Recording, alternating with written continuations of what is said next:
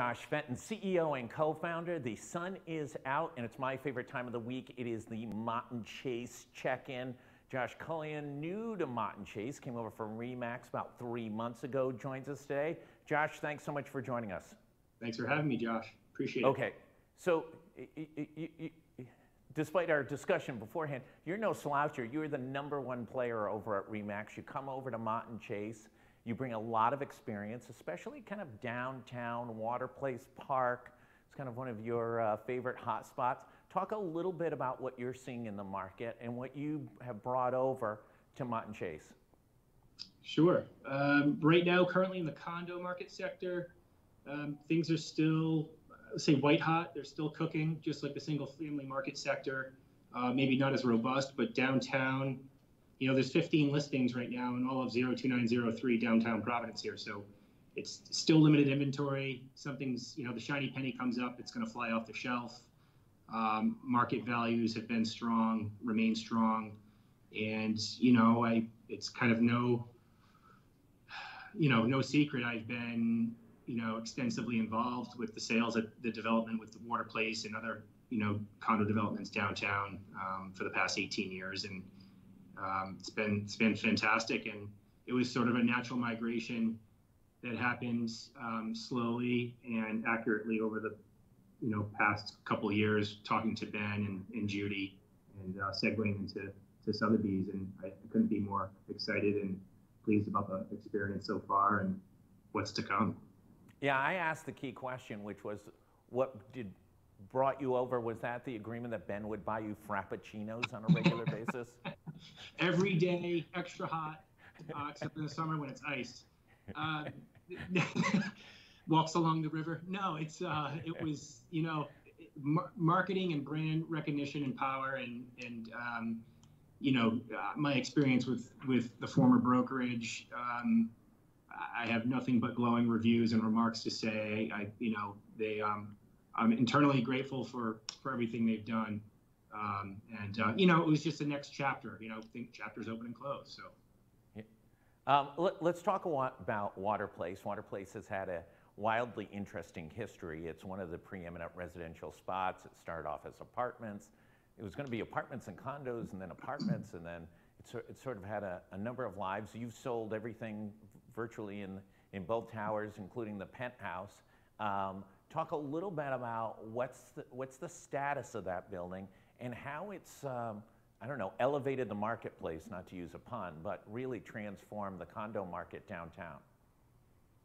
Sure. Yeah, that's a big question, but it had its growing pains the first few years. It was developed in '08, kind of finished in '09, and the price per square foot, as everybody is aware or is not aware, was exceeded almost the Boston base square foot price at that juncture.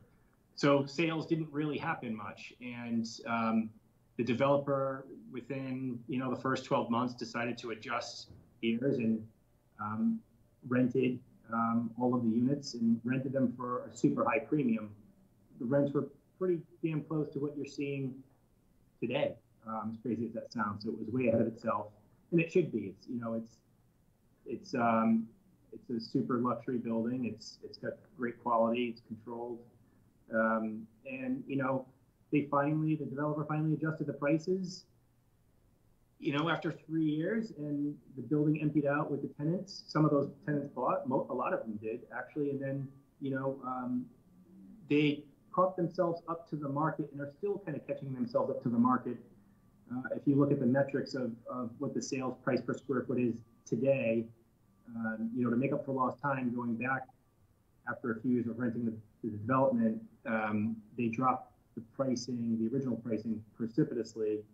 And that's what sold off the units for the first time very fast. And it's been a very slow, methodical, steady growth curve towards what would be an average price per square foot with the city.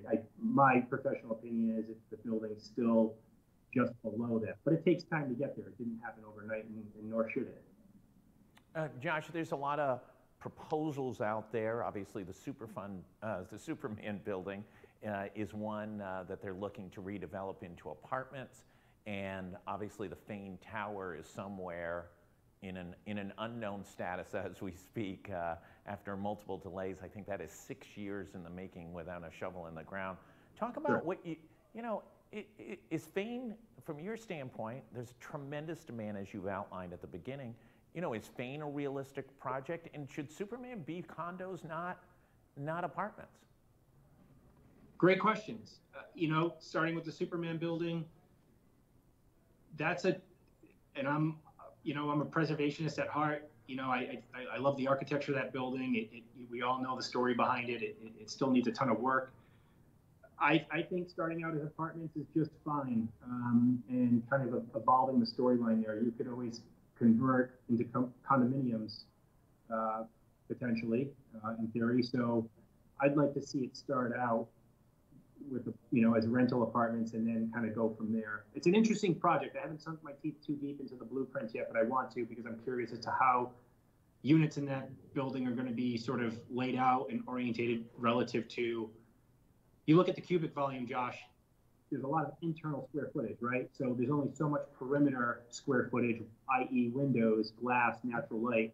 How is that going to play a factor into the units and how they're laid out and how many you can get? It'll be interesting is the point. So, and then you go over to the Fane Tower. I talked to Jason at different intervals of time years back when it first sort of got proposed. I know everybody was picketing and almost rioting, saying this is nuts, can't do it. I'm looking at the landscape downtown. There's a ton of now apartment rentals.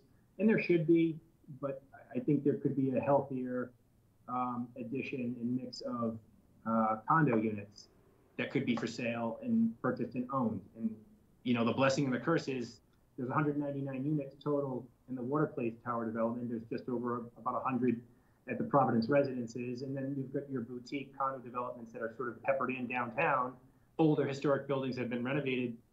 We need some new inventory. There's no secret about that. And I think, the project could get completed, the Fane Tower, and built, I'd like to think, without sounding naive, in a sensible way. Maybe it's not one massive tower that they had proposed. Maybe there's an adjustment to happen to kind of find a healthy balance there. And that's usually the case with, I guess, most projects from my understanding. So I'd like to see it. I don't want it to tower over and dwarf the rest of the cityscape. So that's where, the developer can work with the city and sort of tweak things to get it to where, sensibly could make sense, logically could make sense.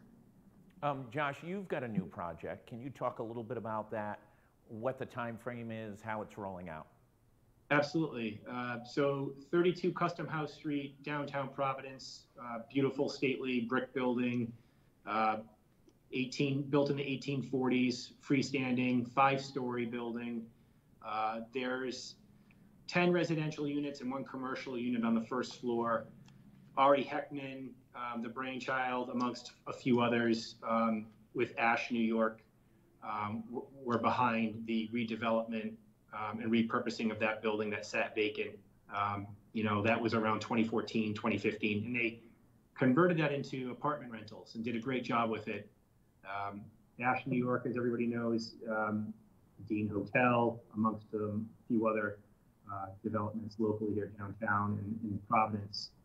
And, we're rolling out, the apartments have been converted to a condominium project, and we're going to be set to hit the market, in the next couple months or so.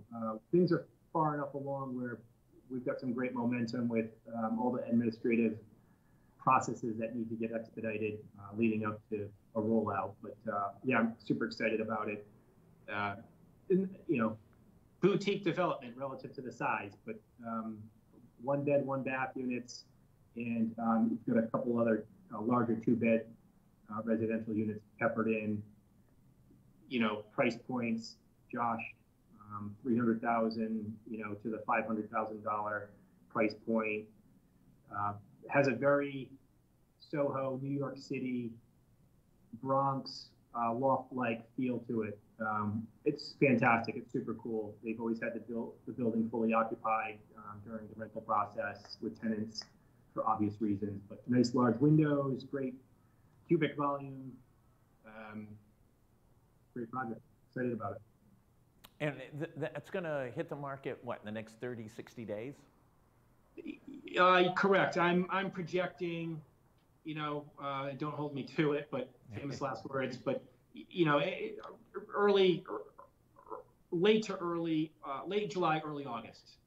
Maybe a little bit before that if things really fall into place fast, but you know how that goes. I mean, there's can be inconsequential, but sometimes consequential delays with just, getting things ready. So we want to be out of the gate. We want it to be perfect. And we set ourselves up to do that. So we should be good for that end of July, early August timeframe. Talk a little bit, I mean, you opened the show talking about how little inventory. I can't imagine that is not going to move quickly if there's only nine units presently available in the market, and prices have been not just cropping up, but really moving upwards in the condo sector. Do you expect this to be, these units gone by the end of the year kind of situation? Potentially. It'll be interesting to see. My prediction or sort of intuition is we'll have a good portion of the 10 residential units and that commercial. So we'll just call it 11 units sold off pretty quickly because there is limited inventory. They're going to average around 400 a square foot. It's not brand new.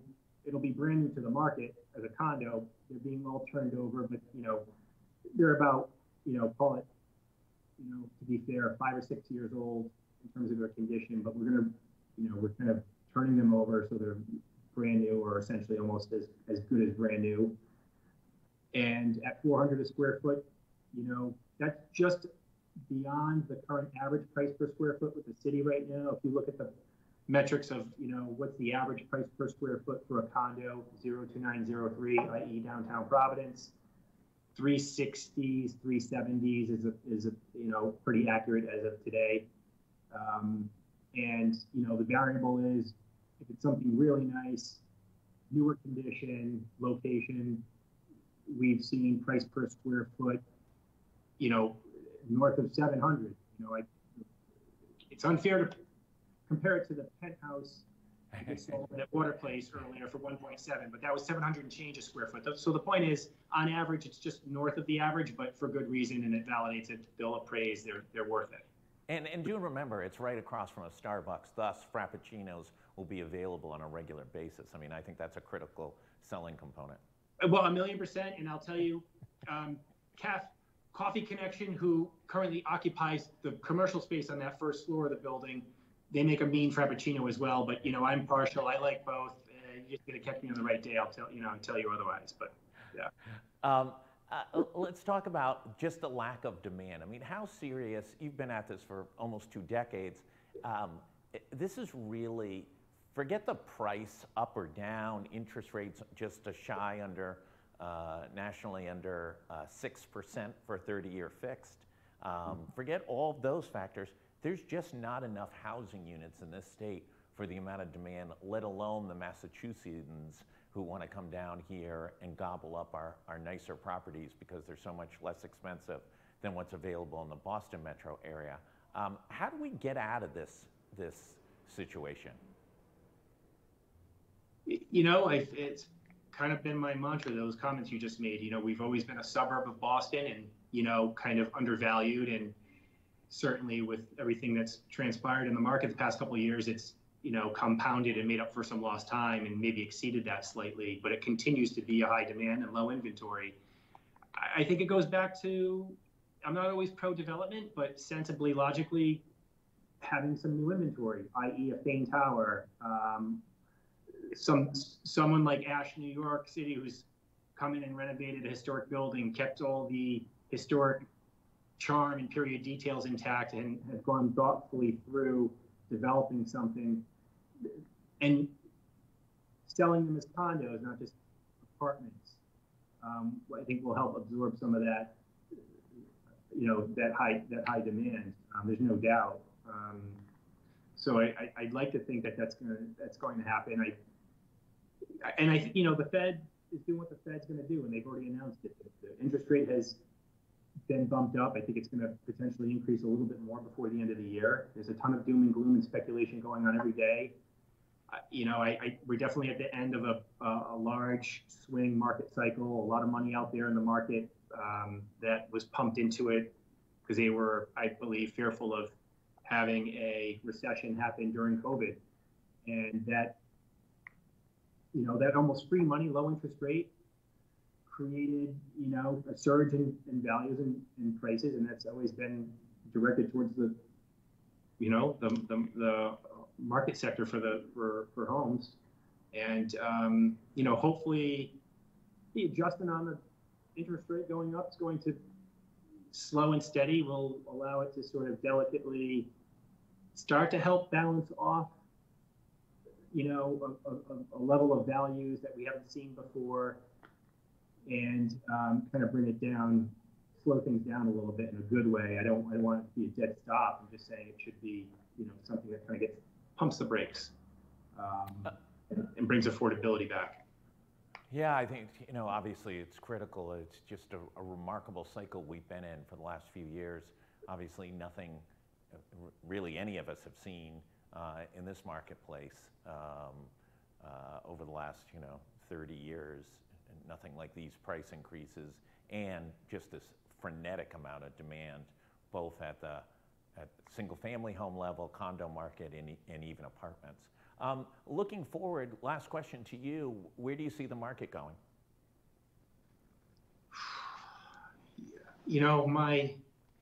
My intuition, my professional opinion, I obviously don't have the crystal ball, and I do, without sounding too cynical, I follow the market, of course, global financial market as well.